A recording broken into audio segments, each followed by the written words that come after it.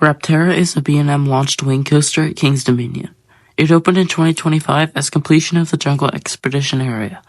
I was able to snag 2 rides on this launched wing coaster, and here are my thoughts. This is my review of Rapterra at King's Dominion.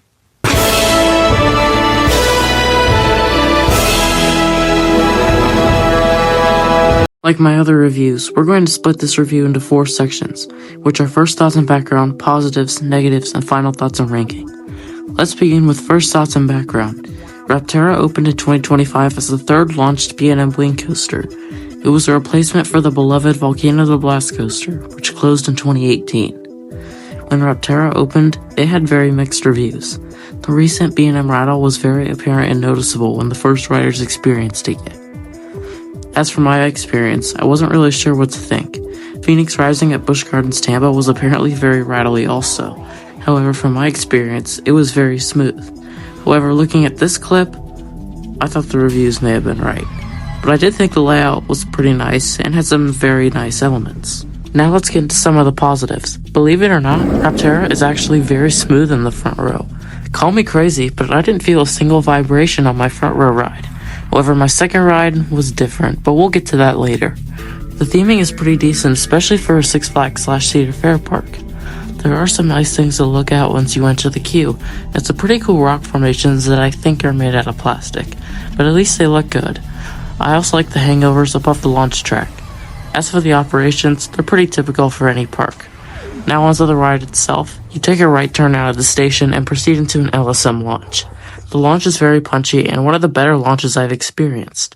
I really enjoyed some of the other elements on the ride, like this S-bend airtime hill, which provides some surprising whip. The color scheme is pretty nice, but that's probably because turquoise is one of my favorite colors. And now let's move on to the negatives. Unfortunately, the B&M rattle does in fact exist on this ride. On my first ride, I sat on the right side in the front row on the inside seat. This was a very smooth and enjoyable ride experience. However, on my second ride, I sat on the right hand side in the back on an outside seat. The fact that you're on an outside seat most likely made the rattle much more noticeable. However, I have a theory that the B&Ms nowadays are rougher the farther back you sit. Although my ride on Phoenix Rising was very smooth in the middle. However, I've heard reports that it is rougher in the back. Moving away from the rattle, the ride definitely has some dead spots. There is this one section after the S-bend hill that didn't do much for me on both of my rides. Although it does provide some nice guest interaction with the midway below. Other than that, there isn't really too much wrong with Rapterra, my personal opinion. Let's recap this review with final thoughts and ranking. Rapterra is a fun ride for sure. It's not too forceful, but it delivers a punchy launch with a decent layout overall. But out of every coaster I've ridden, how does it compare? I placed it at my number 24 spot, placing between 2 different B&Ms, Valraven at Cedar Point and Kumba at Busch Gardens Tampa.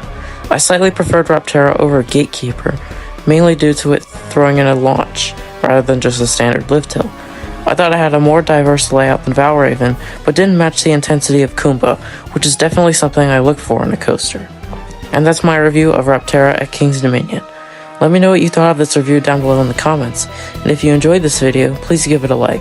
If you want to see more content like this, please subscribe. We're on the road to 300 subscribers, and you will also appear on my subscriber screen at the end of my videos. Also check out my second channel, Off-Ride Experience, for copyright-free off-ride footage, and my Patreon for bonus videos and early access to new videos I post.